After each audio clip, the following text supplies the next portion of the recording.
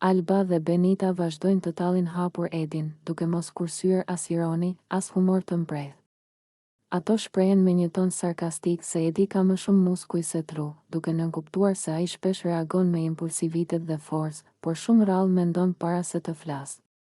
Kjo batut shkakton jo vetëm të qeshura mes tyre, por edhe një atmosferë tensioni që e vë Edin në qendër të vëmendjes. Benita, në mënyrë edhe më të drejtëpërdrejtë, komenton se ndonjëherë Edi duhet ta mbyll gojen, sepse sipas saj ai flet shumë dhe pa asnjë arsye të fortë.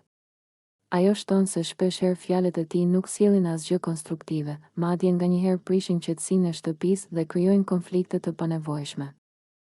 Alba e mbështet plotësisht, duke thënë se Edi ka prirjen të flasë vetëm për të dukur, pa analizuar situatën dhe pa menduar për pasojat.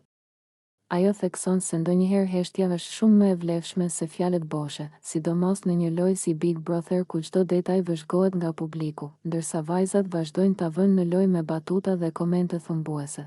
Edi duket i nervozuar dhe i përfshirë nga ndjenja e sfidimit.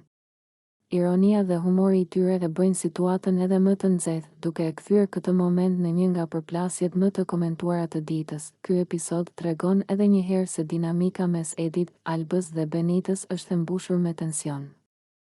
Sarkazëm dhe përplasje të vazhdueshme, një recetë perfekte për dramë brenda shtëpisë dhe për një spektakël që publiku e ndjek me interes të madh.